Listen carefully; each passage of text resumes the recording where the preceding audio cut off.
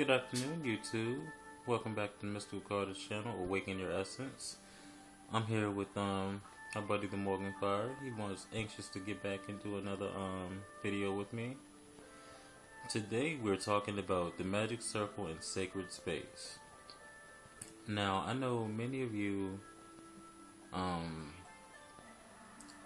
know people do their circles and set up their sacred space very different. And I was here to ask them a few questions because I didn't realize just how many different videos there were, how many different opinions there were on how to cast a magic circle. It seems like it would be something that's very easy and basic, but everybody has their own little flair that they add to it. So, the question I have for the Morgan Fire would be, do you believe in just casting the magic circle whenever you want to perform magic? Or spells, or when you do you set up sacred space? And what I mean by setting up sacred space is, do you enchant your whole room, or do you mark out the boundaries of a circle, the traditional format? Me personally, I always have an altar set up. I leave my altar up. And I call my quarters and say my invocations and evocations at the altar, and then I call the quarters from where I'm standing. Sometimes I do, however, clear out the space, and I stand in the middle of the room, and I turn to each quarter, and I invoke the quarters, and I trace the circle with my hand. But I want to get his opinion on that. Also, if we have time, I want to see if he has any tips and tricks for the witches on the move in setting up a travel altar. And if we're pressed for time, then we'll come back and do a separate video for that. Morgan Fire, are you there? Yeah. Okay. Let me turn up the volume. Okay, go ahead. Altars in sacred space. Well, I think it just comes down to discreetness,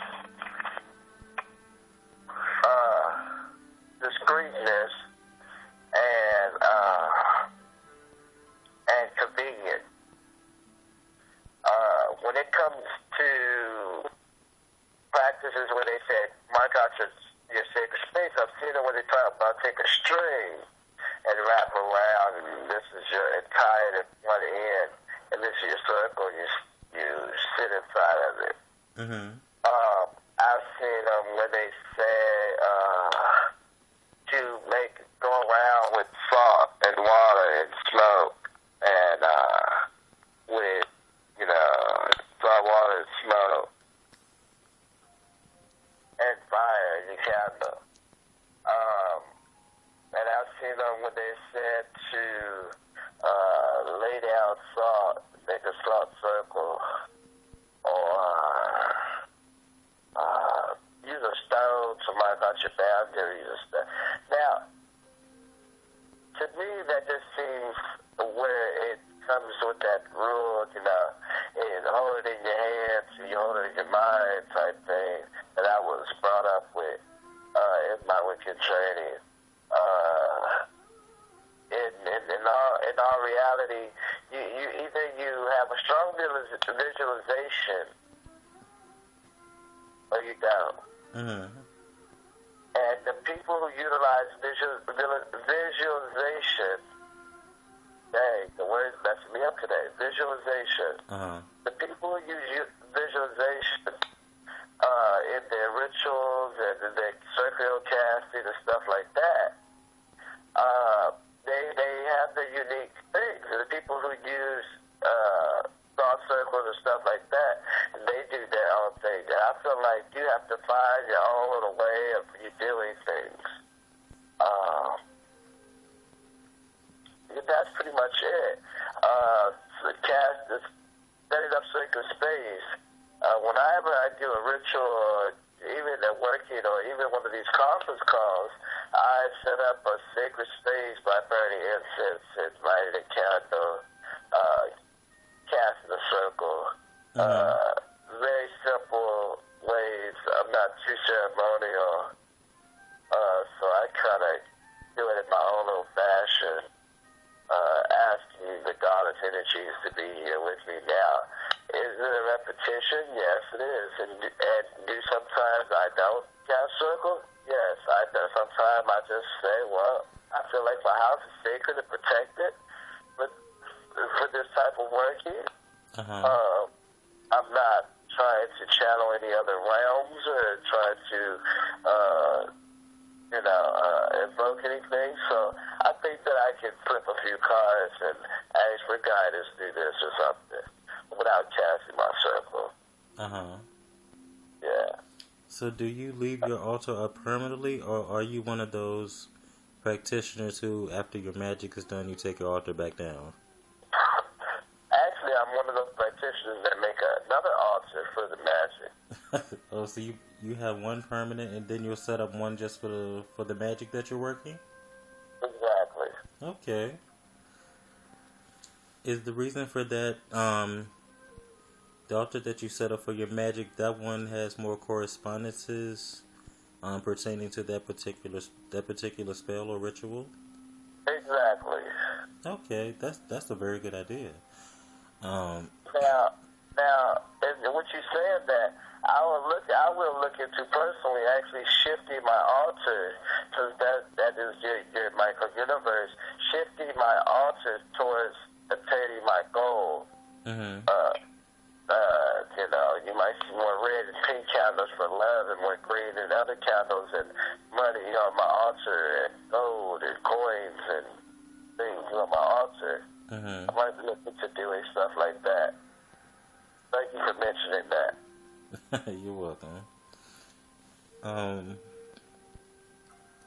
Let me see where we are. We're 7 minutes. Okay. Would you like to keep going? Yeah. We'll wrap it up. We're talking about different things that these people talk about. The travel altars, the portable altars. As a person that helps other people, a spiritual worker, I go be in situations anywhere I go. People know about my spirituality, or they be already in a situation, and I'll talk to them, and they'll just get kind of keyed into me. And I'll be glad that I knew to bring a small portion of my altar, and the knowledge to utilize what I have around me. I always take a little bag of items, a candle, salt, crystals, stuff like that. This little small trinkets and items that I've got, even like a little bone or a feather that I have. These items are a shell, and I have these little items where I can make in my altar anywhere I want. I have my elements present, the physical components, my elements present with the shell, my bones, my candle.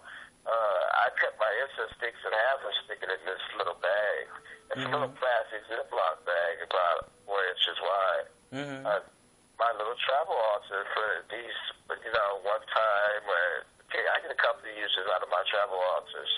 But these are interesting to see used and utilized. And I would like to see more people utilizing this instead of feeling kind of lost without their personal altars or stuff. Okay, one thing I have right here in my hand.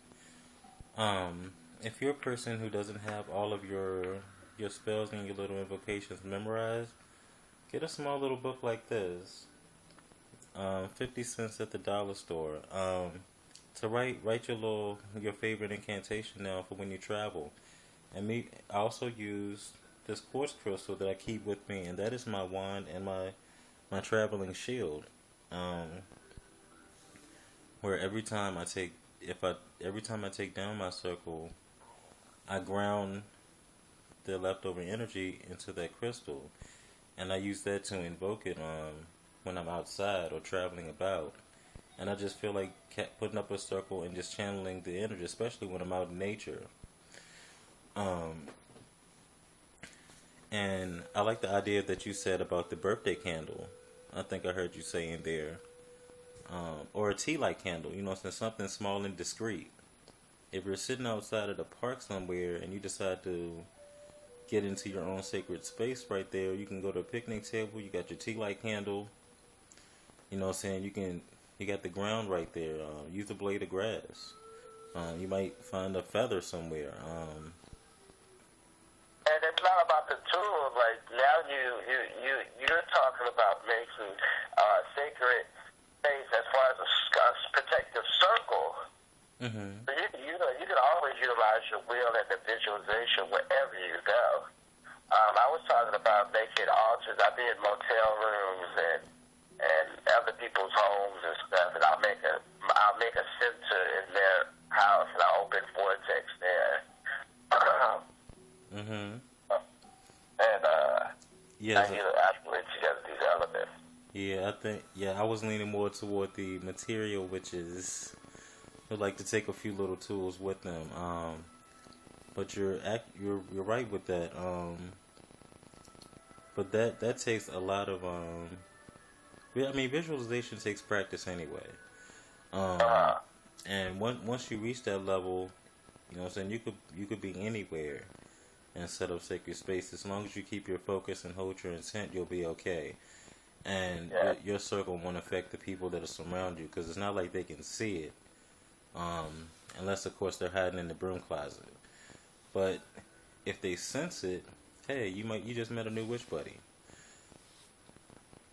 Your spells work. Your protective circle has caught somebody's attention. Right. So that tells you how strong it is when somebody walks through, and then once they step across that boundary, their whole facial expression changes.